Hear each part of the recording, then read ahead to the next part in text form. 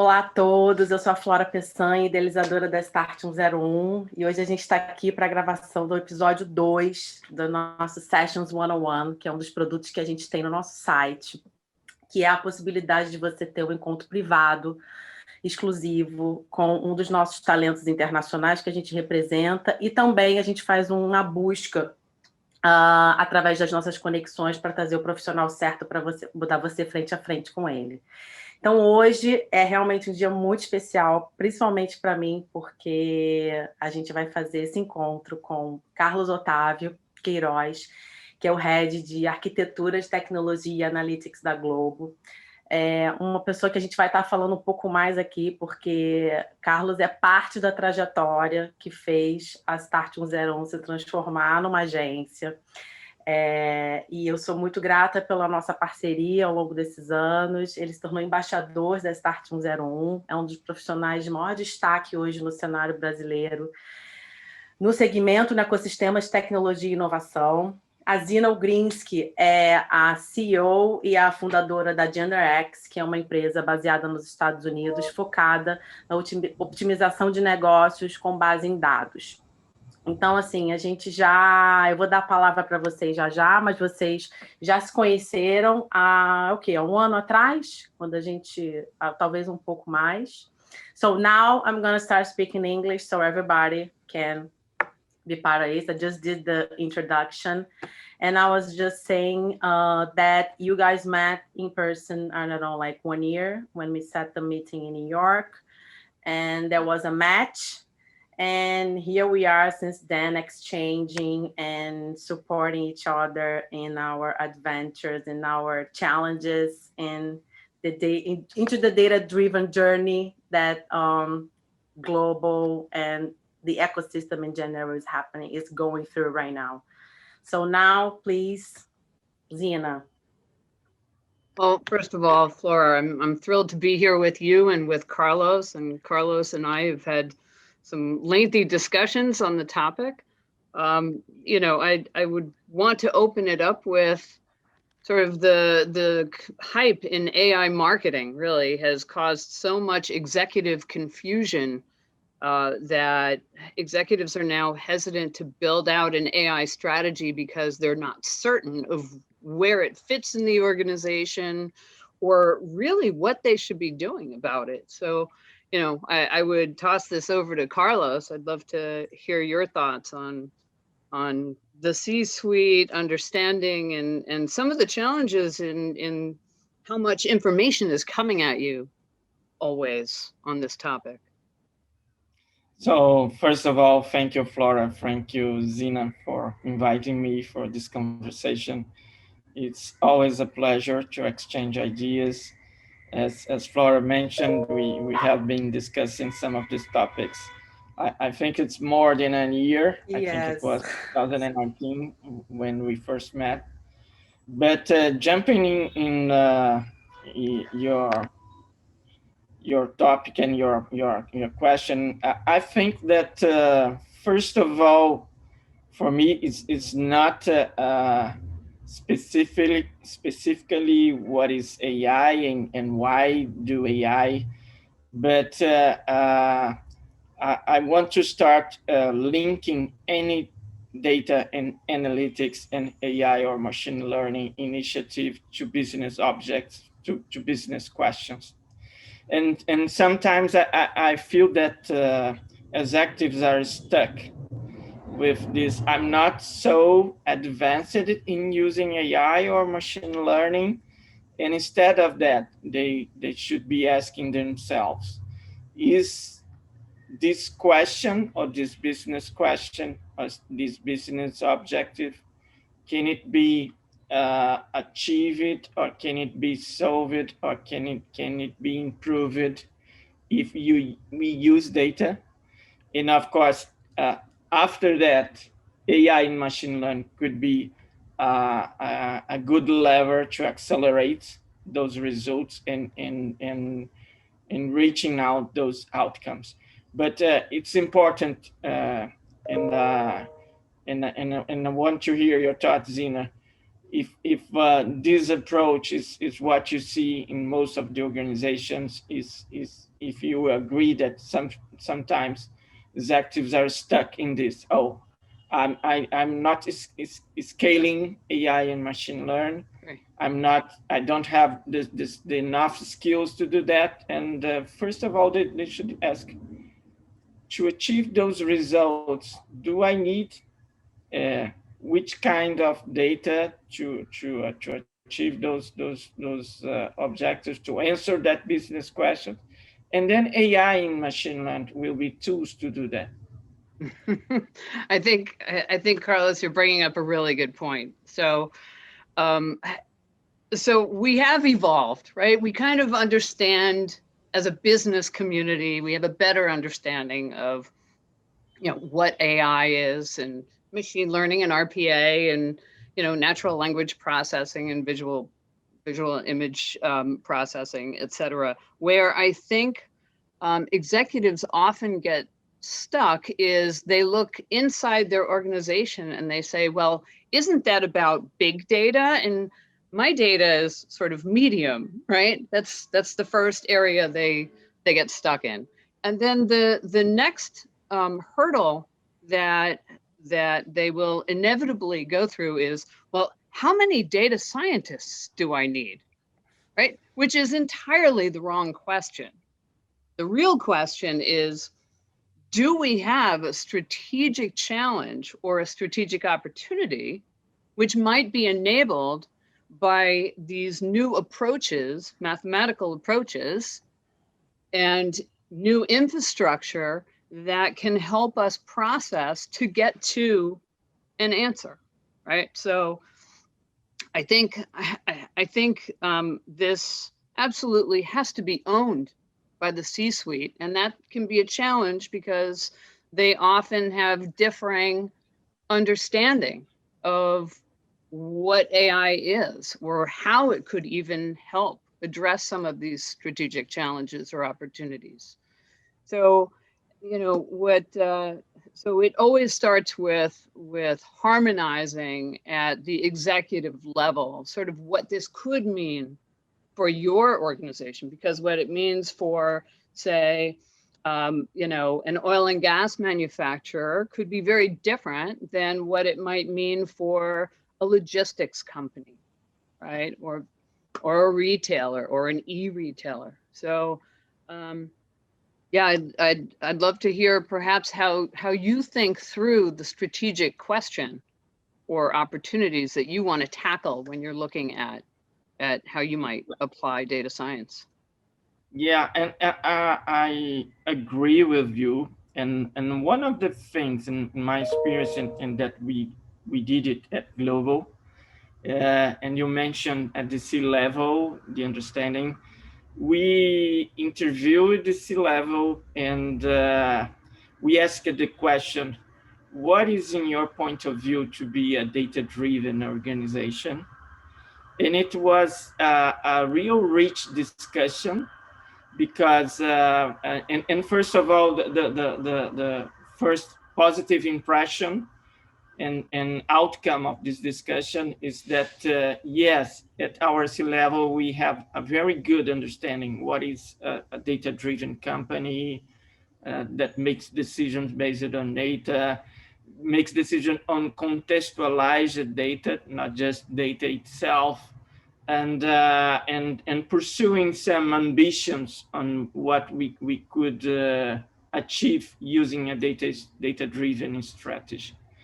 And but just knowing what is a data-driven, or to be a data-driven, does not mean that you will be a data-driven or you become a data-driven organization. Right. So and I completely agree with, but again, it's a great starting point, and it's a fundamental starting point to work with the C-level, to have this type of understanding, because at the end of the day, it's a culture change, and you don't change culture if you don't work with your leadership talent and have that engaged in this type of journey.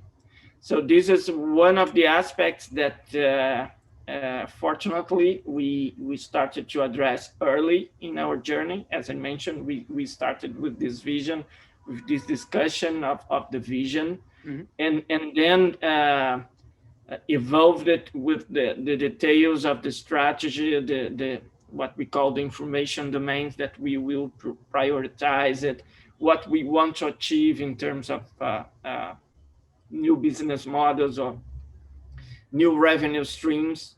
So not just looking at data in terms of process improvement or just insights without linking it to the business strategy. I think that's right. And you used a word that's very, very important in this that people forget, right? First, they think, oh, it's about technology, or it's, it's about reskilling the workforce. But fundamentally, that kind of change management is really a cultural change. And, from a technology standpoint, you may have a very varied portfolio of technology solutions, but at the end of the day, in organizations, particularly as they're incorporating maybe IoT in most of their processes, right? And Globo, I imagine, is already, richly throwing off data. It's just a matter of organizing it and then figuring out how to use it. But we're going to have to reskill the workforce. It's going to be an important part of what we do. And, I think part of the market is getting complacent around the number of practitioners in data science that are coming out, right? But when you look at where those folks are coming from, they are going through, either MOOCs like Coursera or certificate programs. Some of them are coming from an IT background or programming. And the challenge that then occurs is they are not coming in with the highest level of business understanding. And so the reality is that these people, this population of new practitioners, let's say, will need to very quickly either get up to speed on business, or they have to be flanked in a team with people who really are deep in the business, who can just gut check a result and say, yeah, maybe we're not asking the question quite correctly. These results don't make sense to me, right? And this is a process, I think, that everyone is sort of working through right now. Yeah, I completely agree. And in my point of view, the best results come when you combine business knowledge with, I can say, analytics and data science skills. And I will say that having the right talent just with one of the domains, and let's keep for a moment in data science and analytics, it's a challenge nowadays because it's one of the hottest demand in terms of the technology market. So I don't have the numbers now, but it's worldwide. It's in terms of thousands and hundreds of thousands of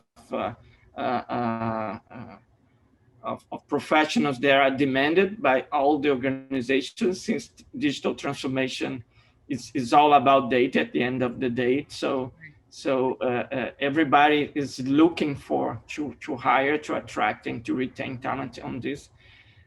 And when we add this to business knowledge, it makes the challenge even higher, because since it's not a old domain, all of this data science. Not a mature domain, yeah. Yeah, so there is not enough people with business technology and the same skills in data science.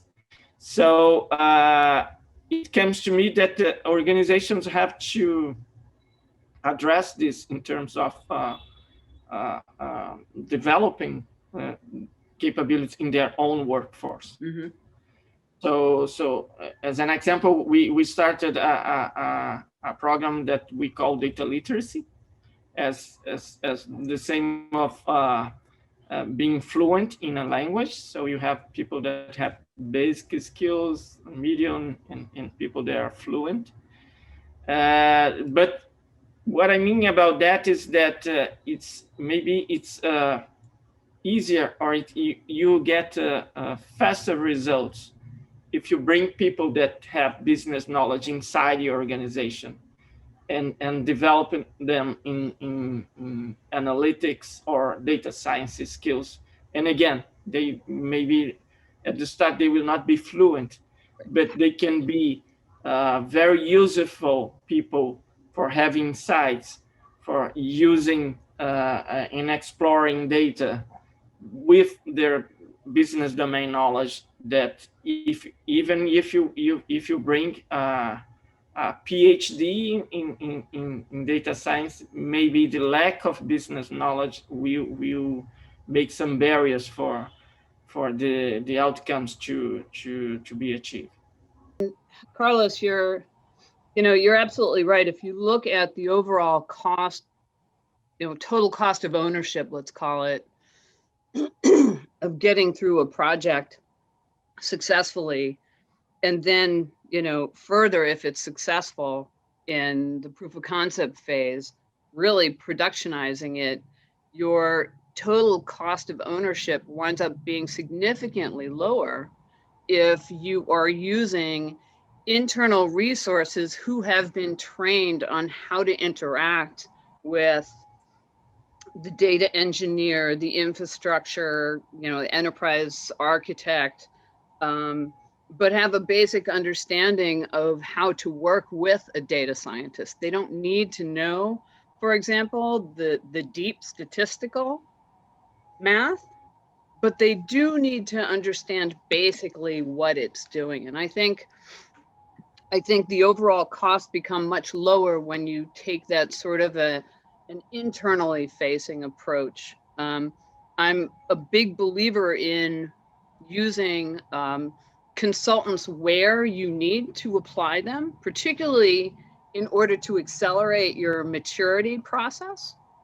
But ultimately, it has to be about self-sustainability, right? You need to be able to, for the future, you need to be able to do these things internally, not be, locked into a vendor or a master craftsman who's always the company that you call. This has to be thought through, and to further complicate that, every functional area is going to have its own needs in terms of how far they have to go. So, and they are dynamic. And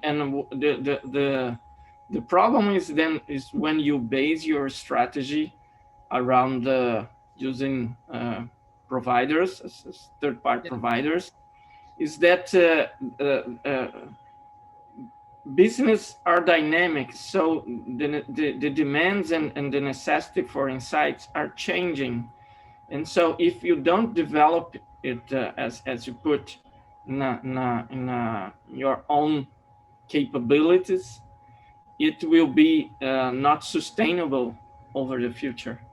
And being able, as I mentioned, to have a data literacy workforce, it's something that I think in our reality of digital transformation, it's something key for any organization in any industry.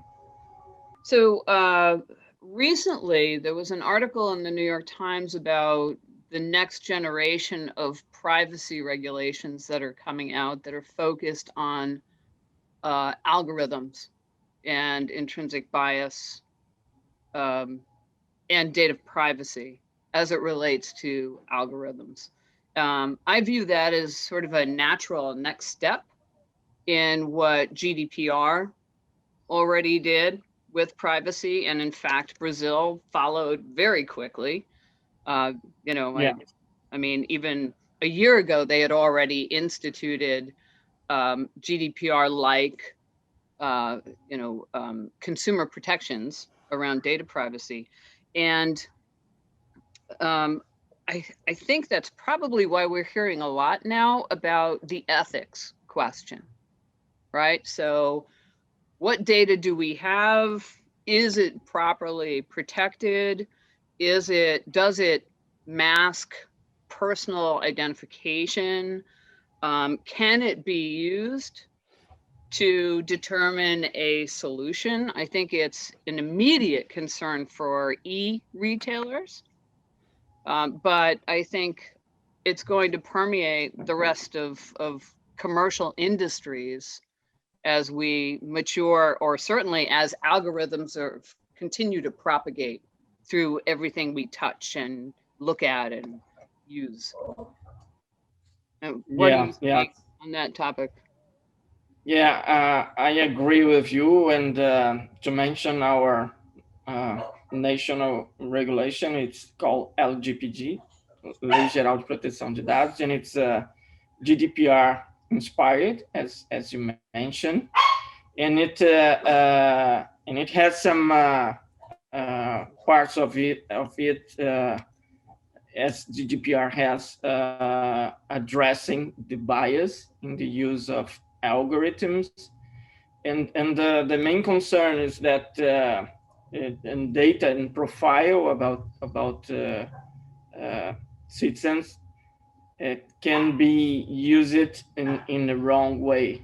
As an example, if you're an insurance company and you charge much higher if someone has any specific attribute, and can be like a discrimination around it. Mm-hmm. My concern here, and I think that is not still a very good way of solving it, how it will be tracked in terms of transparency, because when you make the logic of the algorithm fully transparent, sometimes there will be IP or competitive advantages that should be revealed or could be revealed. Right. So this is an area that I completely agree that it's an evolution of the society in terms of dealing with privacy. So as I mentioned, the challenge here, I think it's how you make it transparent and validate that you're using it ethically, and at the same time protecting what can be your differentiators, your IP, or something that you are using in a unique way to run your business. I think that's a valid question, where the question becomes, who will regulate? Yeah. Right. Yeah. And how private can it be? And then secondarily, how is that even accomplished? Right. At this point, if you're doing deep learning, for example, and you have, many layers that it's going through, we're only beginning to understand the various ways we can have an algorithm either self-record and self-audit, or have a secondary program that's running along with it, that's observing everything that it does, but it's still challenging, the black box syndrome, right? How do we get beyond the black box syndrome? And from my perspective, having watched technology in use for decades now and watched the evolution, I think in some ways we're missing a step here. Like, we started to address it in, say, 2010, when we started talking about big data, and we stopped, and then we jumped right to machine learning, right? Yeah. But where the real value is going to come from in the initial phases, meaning now for companies who are not necessarily going to immediately go to machine learning, is how do I use, how do I use applied data science to do the kind of exploration of the data I already have? That is, for me, a natural first step in the reskilling process of my business people, because no one understands the data better than they do, right? Yeah. And so taking them on that journey. And I think for us professionals that are involved in the data science, machine learning, building algorithms, or working with algorithms, I think we should do our part in that ethics discussion, and having guidelines, having principles related to the ethical uses of those algorithms. This is a first start, and I'm not saying that it's enough, that it's sufficient, but it's like something that we should have, besides all the auditing or the transparency discussions that came over with it. But I think that as in any other profession, that they have those ethical principles. Right. I think professionals involved have to obey and be diligent on that. Do no harm, like in the medical field, Yeah, right? yeah. Yeah. Similar to that. Yeah. And to your point of the usage of the data that you have available, that is another myth, that some organizations say, oh, I don't have enough data. Right. I don't have the volume that I see those discussions around big data happening. And it's not true. Even if you're not customer facing in terms of individual consumers organization, you have a lot of data around your ERP, around your business process. If you are a manufacturer, around your manufacturing process, there are so many touch points that you can collect data. You mentioned RPA, but there is a lot of data flowing through the organization that they are sitting, I can say, as asleep, because nobody's paying attention to that. And maybe if you work with that, or you start to work with that, you see that it's a huge amount of data in any organization that can be put to leverage and working, trying to give more insight and to be support to business decisions that they are not used yet. And one of the aspects that make it more explorable, as I can say, is that technology nowadays is a great enabler of that. On the past, it was very costly to get those data, to process that data, to bring quality to that data. And I'm not saying that it's an easy task, but it's much more easier and much more cheaper than it was in the past, when we can use cloud-based technology as a cloud-first strategy to deal with this type of data, and not the old monolithic database-centric world that we lived maybe 5, 7, or 8 years ago. Yes, I think you're right. There are some technologies, like, for example, the ability to not have to move data from where it exists, right? To go grab the pieces of data that you need from its native system. as opposed to building, a data lake. I've seen a lot of instances where folks have built data lakes, and you may remember this, but early on in the data lake conversation, IT was certain that it was great because you could just put data in it and you didn't have to worry about labeling it or cleansing it. Like, it would just be there. And I can't tell you how many companies I've met with who wound up with something that was completely unusable and had to start over and build like a data puddle and then a data pond, right? Well organized.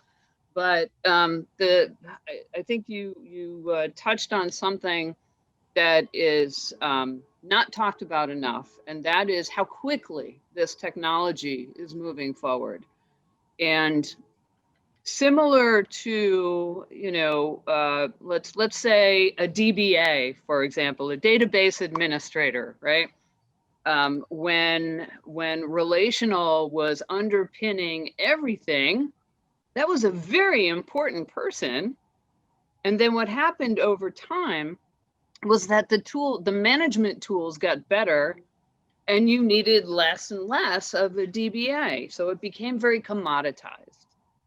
And what is happening, I believe, with as software companies are coming out with more and more sort of purpose-built applications for a specific industry or a specific function, you'll see the same sort of enterprise software evolution where the average business person will be able to just pick up and go, sort of like handing a child an iPad, right? They naturally know what to do.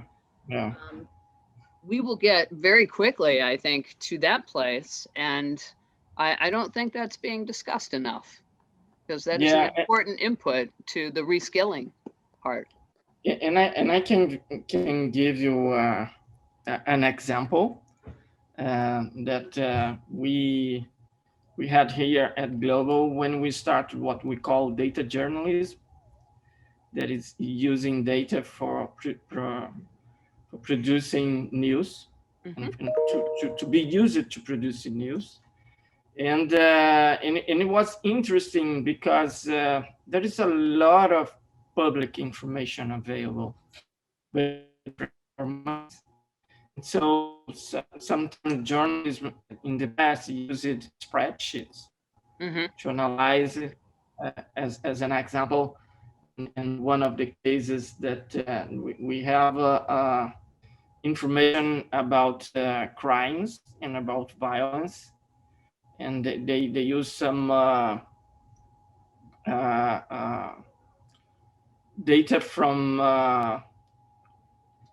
government offices, but the volume of data for using a spreadsheet was so costly in terms of time consuming to do that it restricts the analysis of the journalism maybe to one city. And if they have enough time to a region. But it took maybe 3-4 months to came out with a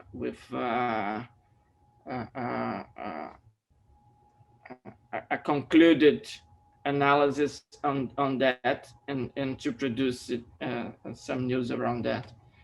And we start to help them ingesting those public data and using data engineers to as you mentioned, to create a pond with some new data visualization tools that was easy for them to search. And of course, the conclusions of the analysis were them that did the conclusions.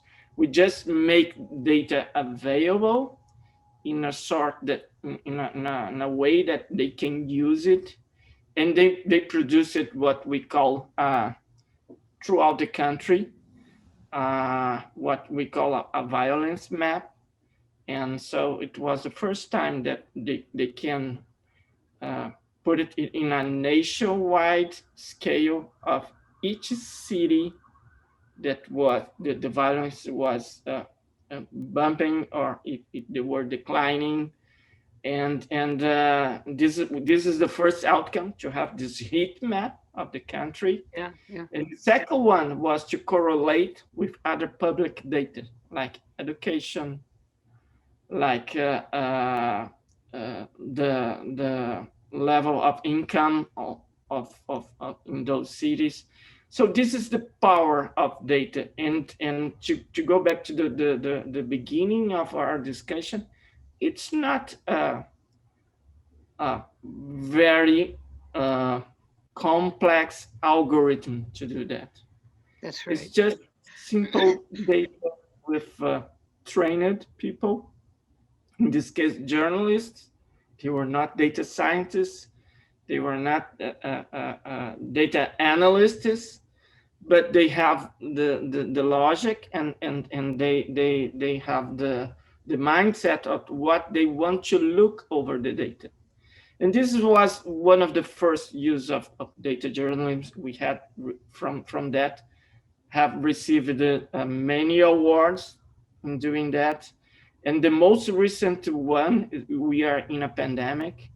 So we are getting data from the health organizations inside the country to put with other media companies. It's a consortium, but we work in the same way. We are we apply data engineers to gather those information, and Brazil is a very large country. So it's complex to gather those data and to consolidate it, to be presented to the viewers as a consolidated graph.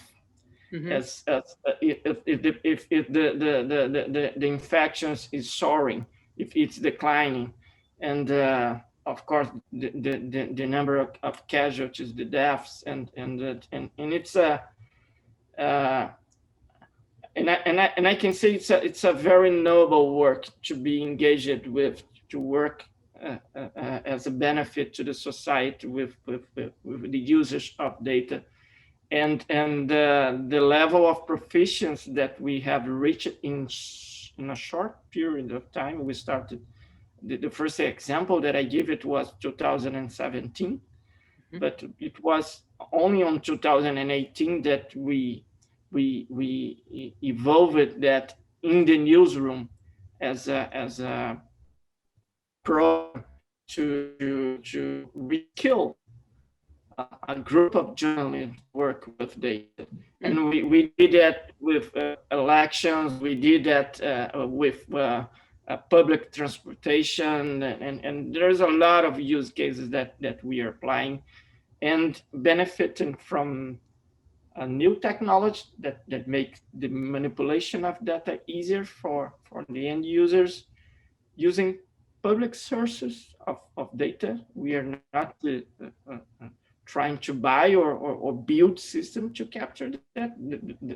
The data sits available in many places with different formats, and to achieve in this case, the business outcome is to inform our viewers, to inform our consumers on a very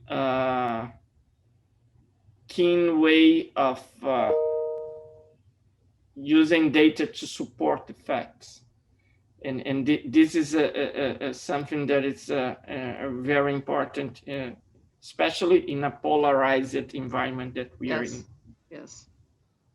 You know, it's interesting because, you know, if you think back to what we were speaking about earlier around big data, what you're talking about is just accessing the data, making sure it can be aggregated properly, and that people have the visualization tools that enable them to correctly, accurately, and effectively present the information. So I think it, excuse me. So I think it kind of highlights that as a necessary interim step to aspirational sort of machine learning, right? Or deep learning, which are, you know, the next several phases. Let me ask another question regarding reskilling from a different perspective. It seems there is a lot of talk and anxiety about the loss of jobs. Knowledge workers, etc., you know, are feeling like they may be replaced by machines, right? You know, from where I sit, I believe it's similar to banking. So for example, when the ATM, the typical story is when the ATM came out, right? Everybody thought bank tellers would go away. And that initially didn't happen, but it has happened over time. Most bank branches now, you know, have an ATM and no people, right? And there's one on every corner in Manhattan, you know? So where do you see the challenges, particularly in something like journalism, when you have something that's hitting the market like GPT-3 or something? I think that all of the generations of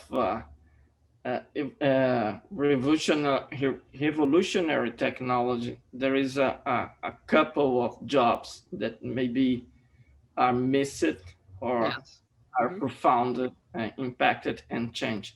And it's true with AI, machine learning, and things like that. But when you see in a broader perspective, it also creates opportunities. And so the net balance is positive. And when I speak about opportunities, of course, we have to reskill the workforce. So people that were involved on those type of tasks should be real skilled. And so, and this is one point. There is something that individuals should pay attention, organizations should pay attention, government should pay attention, and at the end, society should pay attention to give opportunities for reskilling. And you mentioned things like Coursera, and I can speak about our strategy inside Global. We started this data literacy program enterprise-wide. So we are not saying that certain types of workers or some workers should have access to those courses of ways of improving those skills. We have a program that goes, as I mentioned, from the basic to the more skilled talent, and it's something that we try to influence and engage people for themselves to create their own tracks and their own interest in developing those skills. But yes, but I think that will be transformations in the job market because of all of this automation, because of applying AI and machine learning. But at the end, I see as a positive transformation, as it was in the past when we look at the industrialization and the level of an impact on society and level of impact of the workers. But society creates other forms, other ways of engaging and including those people that work in I can say artisanal ways or work in the field, and they were reskilled to work at the factories and to reskill to be introduced in the industrial revolution. Yeah, I think that's right. At a macro level, I think you're absolutely spot on. And I think there's you also talked about the social responsibility aspect, and not just companies, governments, companies, And individuals have to take that on as the continuous learning journey that life now has, work life has certainly become. I think there's another aspect to this as well, and that is if you have an algorithm that is dealing with data in motion and outputting, for example, instructions to downstream applications, these algorithms can still be very brittle, right? So the data scientists that I speak with often complain about the fact that they have developed something really great that they have now put in production, and then they're told, no, it's good, let it run, you go do this other thing now, right? You've been very successful, go away. And what invariably happens is that the algorithm begins to adjust to the new data, and it's not always a good thing, right? It's in fact, they need to be periodically taken offline, evaluated whether they're still effective, or constantly monitored to make sure they're still effective. And so that creates a situation where where there will always need to be people who understand what it's doing and who are monitoring for those things, right? It is still very much an uncontrollable thing that we are letting loose in our organizations often. And so, helping folks understand that they don't need to be as anxious about this. It's more important that they familiarize themselves with it and just get comfortable working with the technology, not necessarily, programming it, but there will be, a ton of opportunity, I think, for people to work with machines rather than machines replacing them. Yeah, I completely agree with you. I will add to that is that sometimes with the market so hot for talent as it is now, I think sometimes there is not enough time for the creators of the algorithm to evolve it to not the perfection, but to be a mature use of it.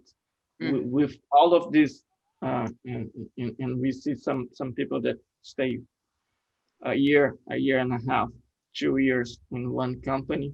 It's sometimes it's not enough time for you to evolve an algorithm to be mature and in all the aspects of the outcome that generates. And there's some public cases about some solutions that in certain markets received awards, and 2-3 years later, the company really understands that it was not delivering the performance that they expected or think that they were producing. There is one case around logistics. And there's another one on human resources that's very similar. About routing, and that the team received an award of having reached a certain type of efficiency, and two years later the CFO discovered with his team that it was not exactly that. It was the opposite. It was costing more than before the algorithm. But it's only boils up the challenge of dealing and again having this internal capacity of understanding of and to your point at the beginning of the conversation, the business knowledge to see, oh, come on, there's something here that it's not exactly what it seems to be, and to challenge and question some of these algorithms to be evolved, not to be skeptical about the technology, but but to push the development of it. Yeah, and to have sort of a set of measures and KPIs, like how are you measuring success, right? Yeah. I mean, some of the most profitable algorithms. I mean, I know the guys from Priceline.com, right? The mathematicians who, they were, and we're talking 12, almost 15 years ago, that they put this algorithm in place, and no one was more surprised than they when they hit the button and, oh my God, it was working. And it continued to work. And they built an entire market out of it. But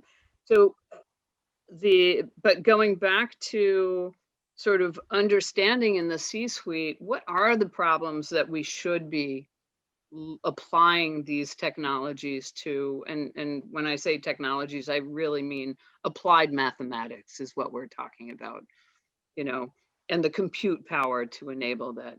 But understanding, for example, what problems to apply it to and which ones, your traditional technology portfolio is perfectly suited to take care of.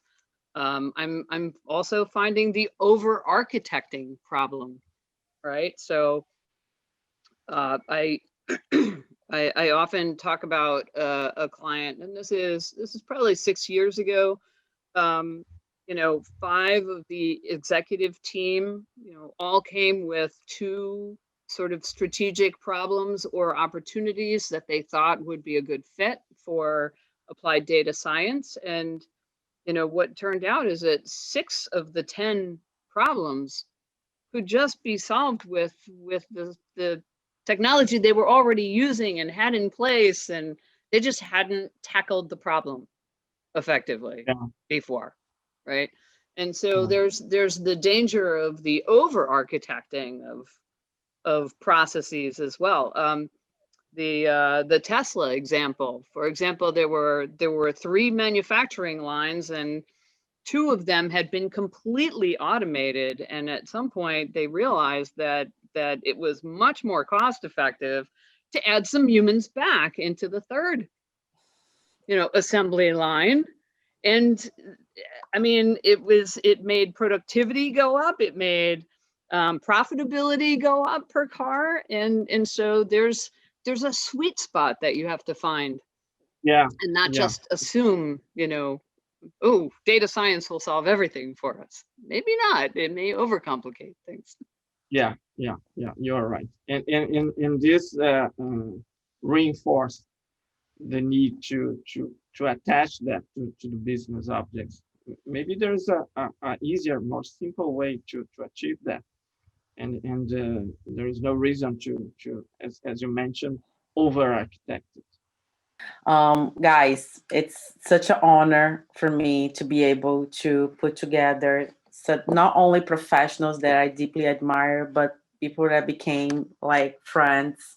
And I'm so happy that we're able to build this journey together. I'm sure this conversation is going to really touch and impact a lot of people. The goal that when I brought professionals such as Xena and created the role of ambassadors in Brazil is that, as I said to you many times, Carlos, and I want to say that publicly, you are the personification of what we would like to replicate in the ecosystem.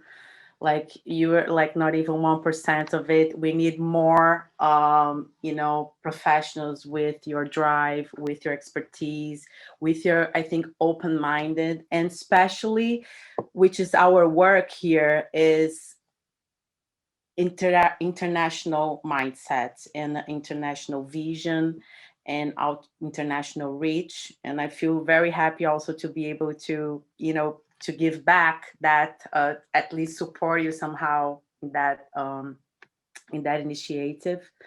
Xena, so grateful for trusting in us to be able to sell in Brazil, to represent you here, to spread your message and your expertise. And hope you're gonna get here soon again. I can't wait. You know how I feel about Brazil. And I'm just excited to work with Start 101 and, and bring at least the experiences and the learnings that we've had in the United States and globally to the Brazilian market. So thank you for the opportunity, Flora. And Carlos, it's always a pleasure to see you and just, and wonder at the kind of progress that you've made. So, I can't wait to hear more about the journey at Globo. So lovely to see you again. Thank you for the opportunity. Thank you, Flora, for the words and for inviting me. And Xena, it's always a pleasure to have a conversation in an interesting one that we have. And I'm always keen to evolve this conversation and hope soon we'll get in touch again and have another discussion. So thank you guys for the opportunity. It was a pleasure, and I hope the audience can see valuable information from us sharing our experiences and our point of views in such a lovely topic as data. Yes. Thank you so much. This is the first of many. We're gonna promote more, and we're gonna bring more people in to even increase and get this conversation better soon. We have more things to come, and thank you so much. We're gonna see you soon.